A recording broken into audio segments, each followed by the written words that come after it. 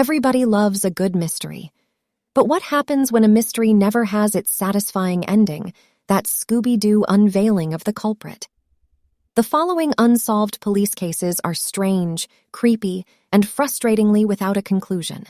They are some of the most baffling unsolved mysteries of our time. Let's start with one of the most publicized unsolved cases, so popular, the Zodiac Killer. Most people are usually quiet about their crimes, but Zodiac, as he dubbed himself, was anything but. From 1968 to 1969, he terrorized San Francisco with his murder spree, taunting the police with his coded letters to the local paper. He had at least 5 killings directly connected to him, although he claims to have killed 37 people. His terror began when Betty Lou Jensen, 16, and David Arthur Faraday, 17, were found lying outside of their bullet-peppered car. Jensen was found dead at the scene with 5 gunshot wounds to her back, while Faraday died of a bullet to the head en route to the hospital. Half a year later, a couple who parked their car 4 miles away from that crime scene was also gunned down, 1 injured and 1 killed. The survivor, Michael Mageau, was able to give a description of the killer. He described a heavy-set white man around 5'8". It would be the Zodiac Killer himself that would give the police the remaining evidence. At 12:48 a.m. that same night, police received a strange call. "I wish to report a double murder. If you go 1 mile east in Columbus Parkway to a public park, you will find the kids in a brown car. They have been shot with a 9mm Luger.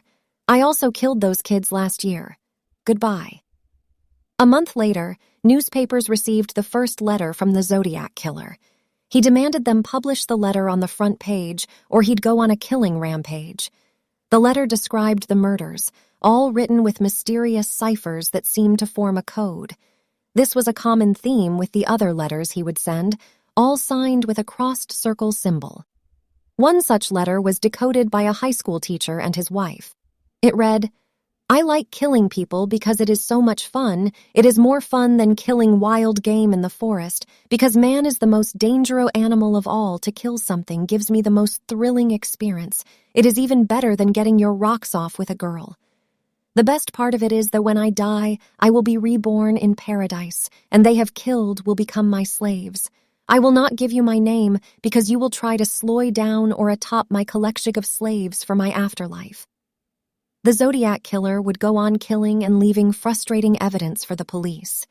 Coded letters, anonymous phone calls, the crossed circle written on victims' cars, sending over blood-stained shirts, accounts from survivors. But the police never found him. The Zodiac Killer wasn't the only one who loved to use codes. We have one more similar case, the Taman Sood. Case the morning of December 1st, 1948, a body was found on Somerton Beach in Adelaide, Australia. The man's body was in perfect condition, with no injuries to be found. He was well-dressed, although all the labels on his clothes were missing. In his pocket was a train ticket to Henley Beach, never to be used. It would be a month later when they would find a suitcase linked to him at Adelaide Railroad Station. Its label was removed, as well as those on the articles of clothing inside it. Unfortunately, it led to no clues, just like his autopsy, which reported no foreign substance in his body that could directly link his death to poisoning. A month later, they would find the most substantial but puzzling evidence in a secret pocket in the man's trousers.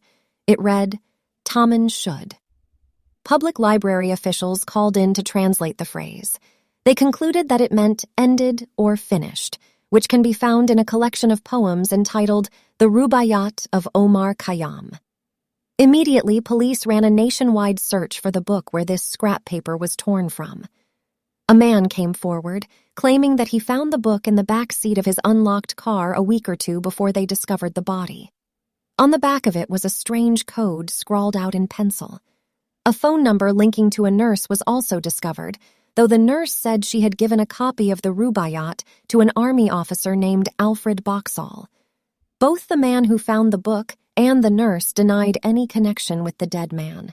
They never got any further with the case, although many suspect it may have been a suicide since the book's theme was about having no regrets when life ends. Others think he may be a spy. And until there are any breaks in the case, his grave will remain reading, "Here lies the unknown man who was found at Somerton Beach, the 1st of December, 1948. Moving to our last, but not the least, the Tara Calico case.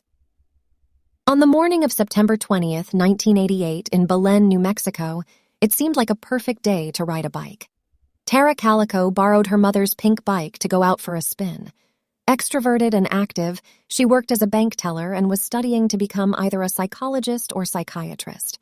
She planned to play tennis that afternoon and asked her mom to drive out after her in case she got a flat tire and didn't return home by noon.